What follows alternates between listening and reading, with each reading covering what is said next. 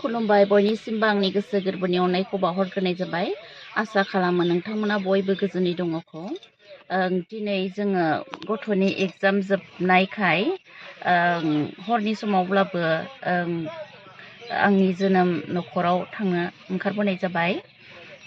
गाबोनो 31 डिसेम्बर बेवहाय न'आवबो मोनसे पार्टि दङ, बेवहायनो सोलाबा। फिसाज्लाया गले गले आबैमोननि न'आव थांनो होननायखाय दिनै आङो हरनि समावब्लाबो न'आव थांनो ओंखारबोनाय जाबाय। नोंथांमोना आंनि भिडिअखौ नायलांबाय थादो। दिनै 29 डिसेम्बर गोजाम बोसोरा थांनोसै, गोदान बोसोर फैनोसै।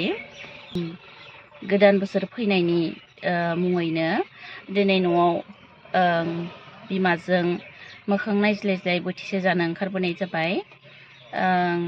दिनै न'आव थांनाय हिसाबै न'खरनि गासै सोद्रोमाफोरखौनो गोसोखांदों। माखासे बिब'फोरा दाब दाब जायगायाव हाबा जालांबाय, बिसोरखौबो गोसोखांदों। गोसोखांनायजों लोगोसे आङो कल खालामनानै बयखौबो खबर लास्रांजोब्बाय। दायो आङो आंनि जोनोम जायगा आंनि अनसुलि बिमाजों दान्दिसे बोथिसे ओंखाम जालायनो होननानै ओंखारबोनाय जाबाय। लामाया आधा घन्टानि लामा जोंनि बे लामाया।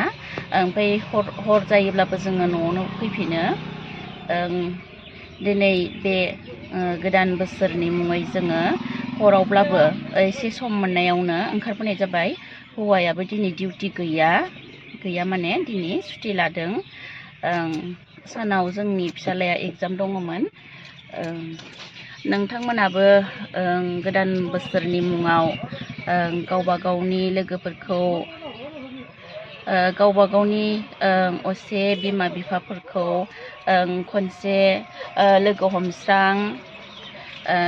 लोगो हमनो हाथाराब्लाबो